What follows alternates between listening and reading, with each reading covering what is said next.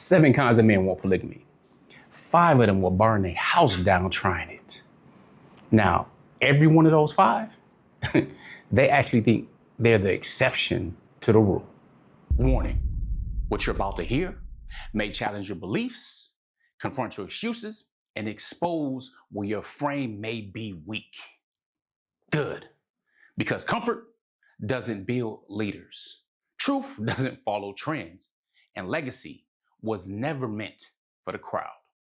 Our content is made for men and women who value truth over trends, structure and substance over style, and legacy over likes. If that speaks to you, welcome to Outstanding Personal Relationships. I'm Coach Nazir. Let's get it. In the next 15 minutes, I'm going to lay out all 7 levels of the frame spectrum code. Now, you're going to recognize yourself somewhere in this code, and you're probably not going to like where you land. That's okay. That's actually the point, especially when it comes to determining whether or not you're ready for polygyny or you're just playing. Now, the thing is, this is not a personality test. This is a readiness assessment. See, the cost of getting it wrong in polygamy is not embarrassment, or not just embarrassment. It's your family, your assets, and likely a decade or more of your life. Now, if we haven't had the pleasure to meet just yet, I'm Coach Nazir. I'm one of the founders of Outstanding Personal Relationships with My Wives, and I'm also one of the authors of the book, Let's Talk Polygamy Uncensored, as well as several other playbooks. So I was 15 years monogamous, and now 16 years and counting in polygyny. I'm blessed to have 10 biological children, in addition to 2 bonus children. And I actually coach men to allow them to get clarity, confidence, and courage so they don't feel disrespected, dismissed, or defeated when it comes to practicing polygyny. With that being said, I'm not reporting on this from the outside, all right, like you're watching a TV show. I've been inside it for over 16 years. Now, gentlemen, before I go any further, I want you to do something while you watch this video, all right? Because I'm gonna walk through these 7 levels, and I want you to pick and choose the level that you think you're on. That's before the video is over and I really get into it. I don't want you to overthink it. I want you to go with your first mind, or really your first instinct. Then I want you to put that guess in the comments. And here's the reason why I'm asking. All right, this is participatory.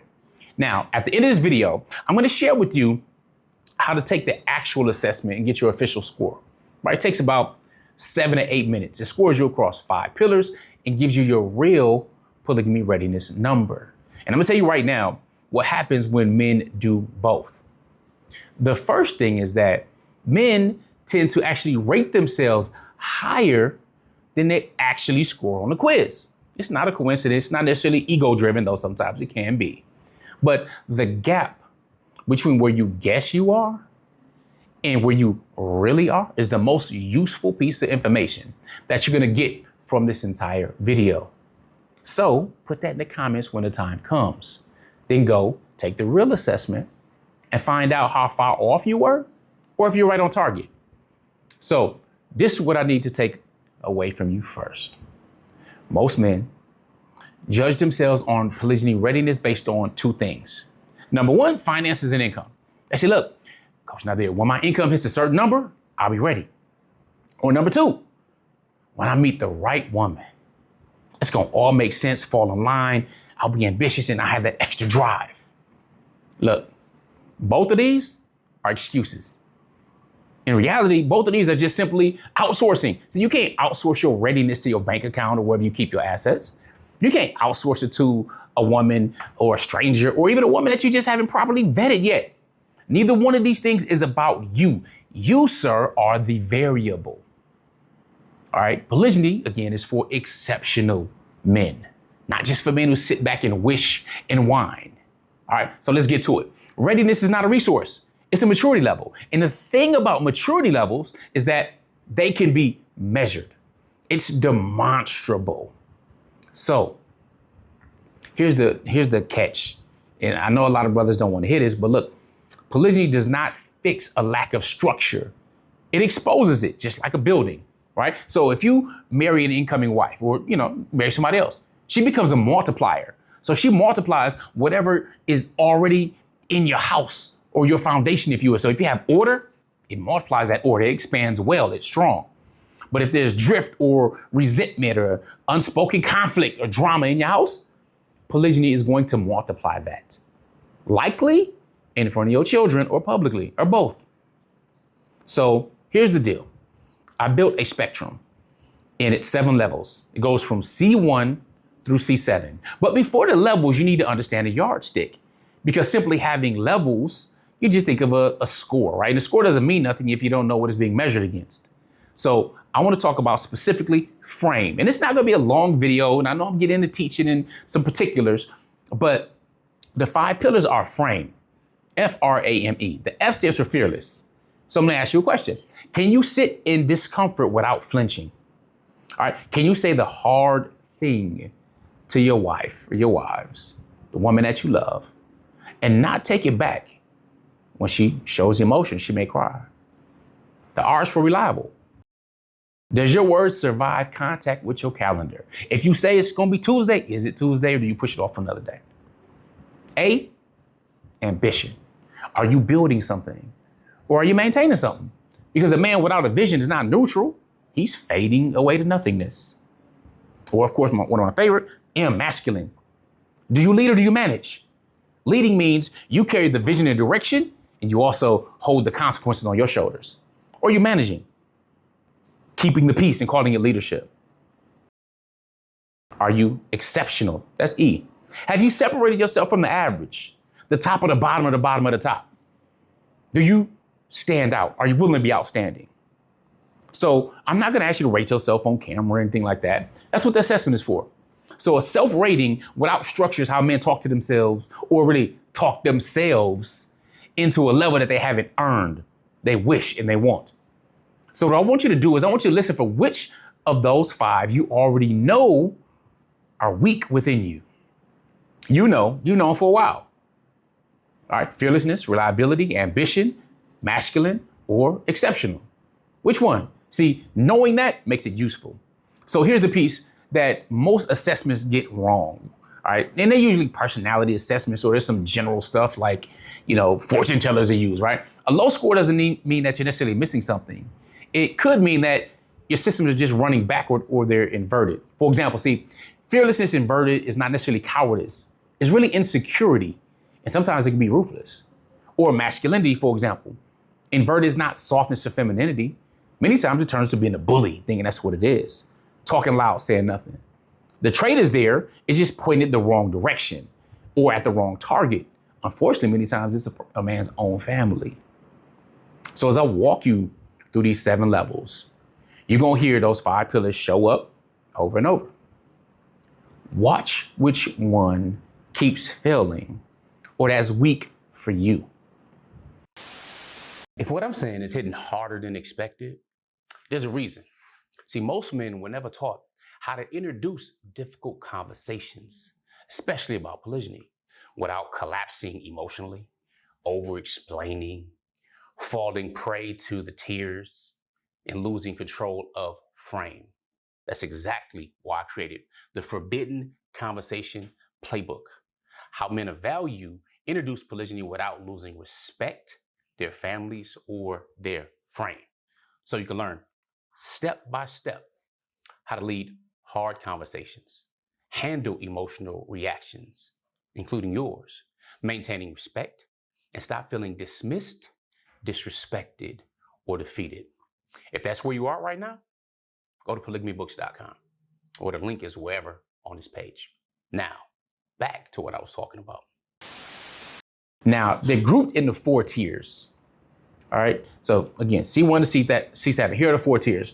The first and lowest level are 1 and 2. But I want you to understand something about these, because you're not a C1 or a C2, but it's important for you to understand it. C1 and C2, those levels are destructive. C3 and C4, those 2 levels are unstable. Level 5 and 6, C5 and C6, this is building. And level 7, that's a partner. That's a strong man. That's the attractive man that women really desire. So you can't build a level 7 legacy on a level 4 foundation. It's not going to work. Now, this is not my opinion. This is math or maths, depending on where you are, what part of the world, the side of the pond that you're on, right? So let's talk about the first tier, C1 and C2, the destructive.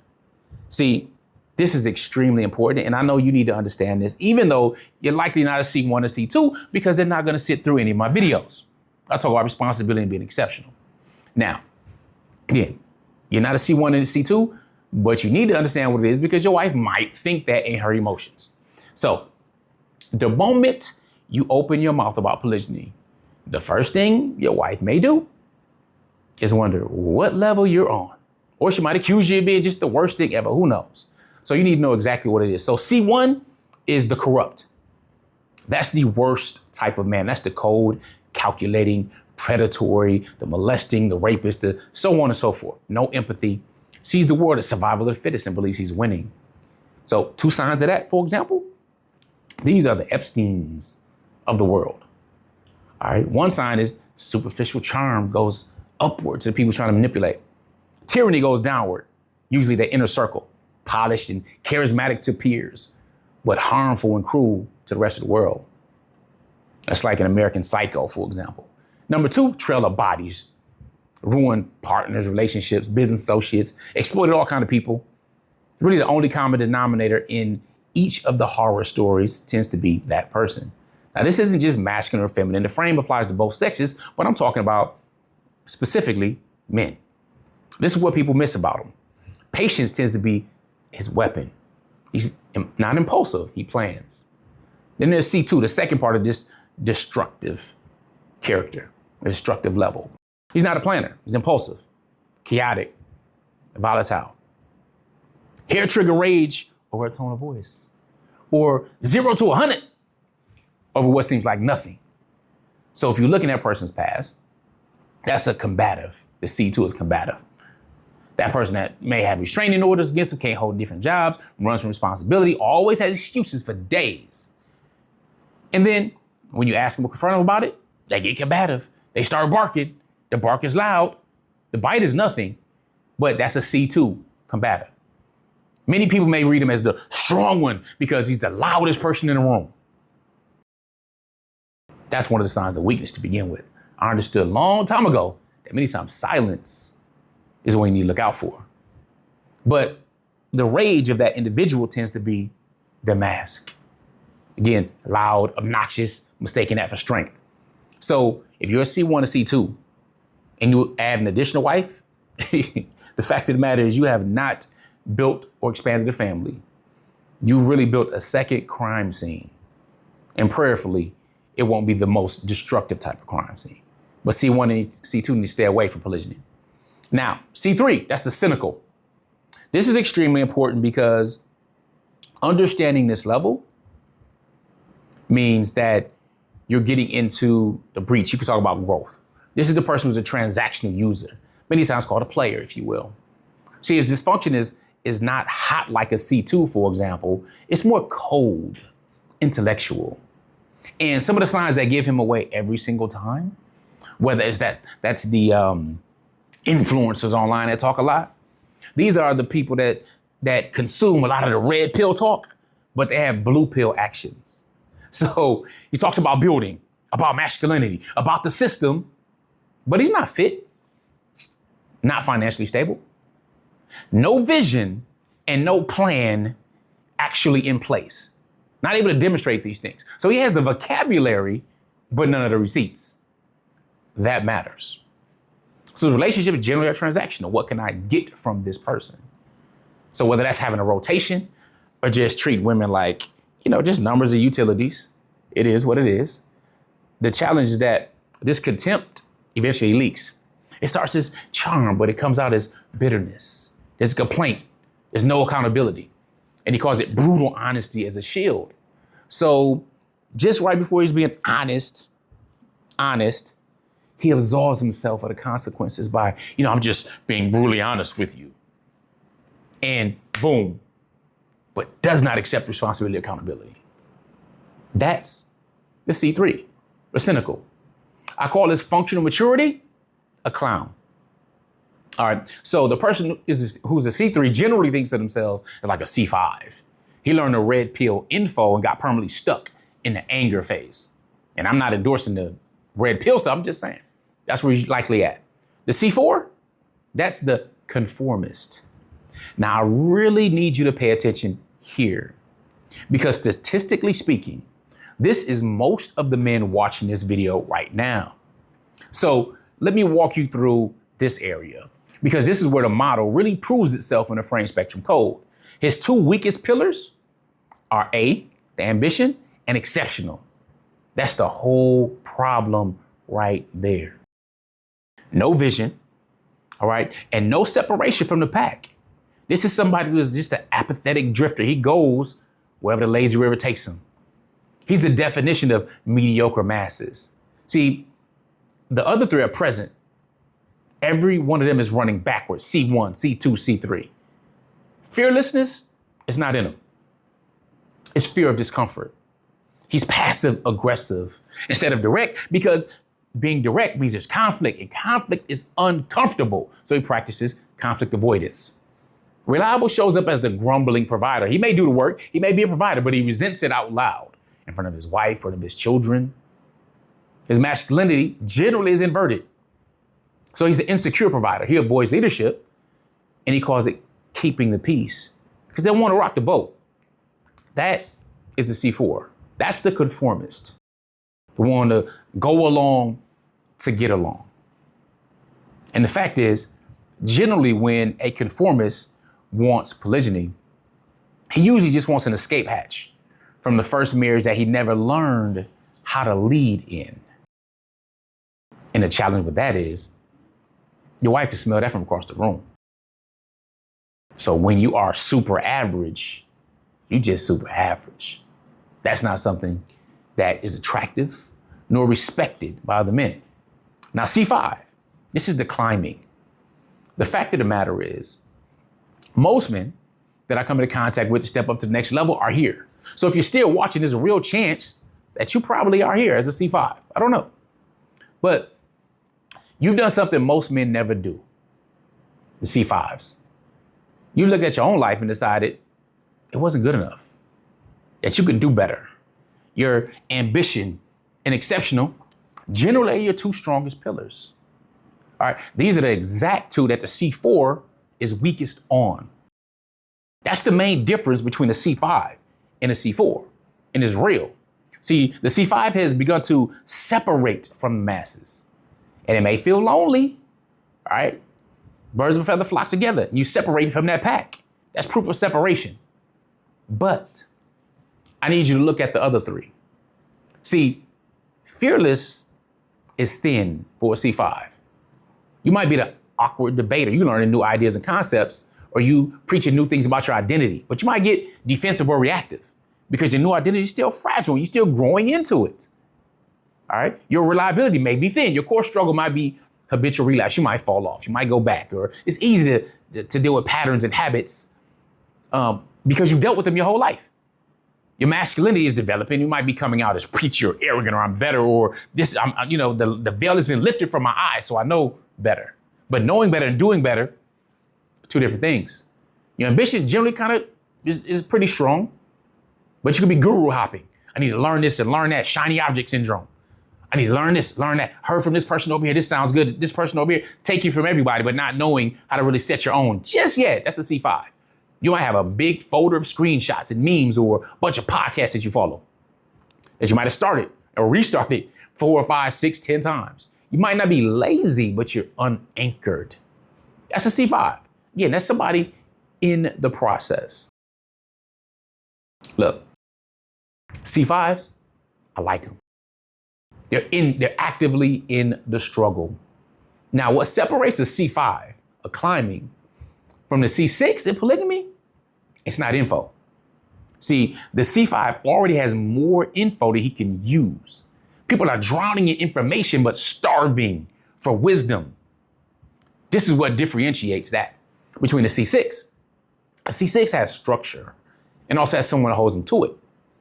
A level 5 studies leadership, where level 6 gets audited. That's the main part of the gap between a C5 and a C6. See, a man alone with good intentions relapse. It's kind of like, think about the 12-step program where they have their sponsor, right? And they get weak, they call them. See, a man with standards and a witness or a sponsor doesn't just go ahead and relapse. Quick thing, a number has probably come to mind by now. Put in the comments before I finish while it's still in your honest instinct and not the answer you talked yourself into. So look in the comments, put the number that you think you are currently at on the spectrum code. Then the assessment is in the description. That's where you find out if your instinct was actually right. All right, so the C6, the competent. This is a competent builder. This is somebody who's executing. He graduated simply from the learning stage, like a C5, into execution, which tends to be the biggest bridge, actions, not words. He's either physically fit and financially stable or in that process. He executes on what he says. He doesn't just talk about his vision. His vision is in motion. He's bringing it closer. Now, noble disengagement. Doesn't debate like a C5, doesn't blame like a C4, doesn't whine like a C3, all right? Generally is calm, disengaged from anybody who doesn't understand it. That's a you problem, not a me problem by somebody not understanding or having the wisdom necessary to grow. In a crisis, his first question is, what is the solution? Not who or what is to blame. Again, this is the level C6. The competent. Now, the challenge or the danger for C6, though, is righteous rigidity. I know better, or I am better, and so on, right? See, he fought so hard to increase and build his standard that it can really turn into an emotional brick wall. Now, he's right about everything, and nobody wants to be near him. That's when the big character falls with C6. And it happens. Now, C7, the crown. This is the architect and what I call the collaborative king. He thinks more in decades, generations, not just months. One of the things is that he's the calm center. In a crisis, he becomes more still, not less. His presence is commanding as a boundary. So he talks in blueprints, values, principles. He has an actual family constitution, not just opinions. He doesn't just repeat things when he's angry. He doesn't rule like a C3 or micromanage like a C4. He leads with his wives, not over her. Very, very important. See, lower level men may mistake his calm for weakness. Remember I talked about that? Loud bark, but no bite.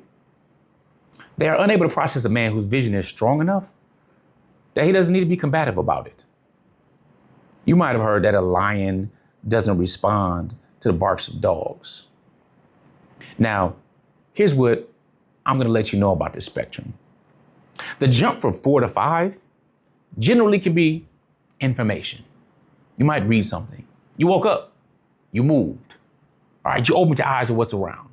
That jump is generally free. That's the recognition that you needed to do better and be better. And you agree.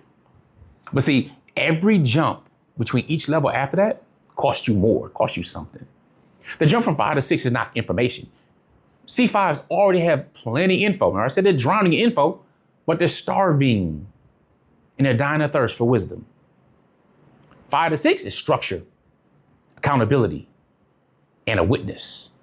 All right, and you can't witness yourself. I mean, the challenge is that we're already too easy on ourselves, too lenient, or too harsh. So here's your work, and you can do this without any purchase. This is a free video. Tonight, I want you to write the 5 pillars down. So fearless, reliable, ambitious, masculine, exceptional. Circle the one that you know you are weakest in right now. Not the one that sounds humble, the one you knew before I even said it out loud. Then this is what I want you to do. Hand the same list to your wife and have her circle one without seeing yours. So the same 5 things are framed. Now, if she circles the same one, you're more self-aware than most men. And you have a clear place to start. That's excellent. Alhamdulillah. Now, if she circles a different one, this is where it gets interesting because that's the more important conversation. And you should be more interested in her answer than in defending your answer. And be clear about who owns that. See, whenever she lands on her spectrum, that's hers to carry wherever she lands. Your level is yours. Here's the thing though, you don't get to grade yourself on her curve. And you don't get to blame her for your ceiling. So what I want you to do, and I've asked you a few different things to be proactive in this video. Yes, it's participatory. So comment first if you haven't, and guess what level you are. All right? I already said that. That's what I want you to do. That's the first thing. And then whatever you landed on when I was talking, or whatever you think it is, comment that. I went through the spectrum, went through frame. Yes, it was quick. All right? But I want you to go ahead and record it. Put it out in the comments so it's public. All right? It's honest. It's a guess that you make in your head. Is negotiable. Okay? But one that you go ahead and do after the fact is real. The second thing is, I want you to go take the actual readiness assessment. Go to polygamyquiz.com. The link is in the description, or you just go to polygamyquiz.com. When you get there, you're going to see 3 assessments. You're going to see one for men, one for initial wives, and one for incoming wives. So yes, your wife or wives can take theirs as well. And ladies, if you made it this far, you could also take yours as well. It'll take about 7 to 8 minutes. It scores all 5 pillars and gives you your actual level and tells you which single pillar is dragging the other 4 down. Then fellas, come back.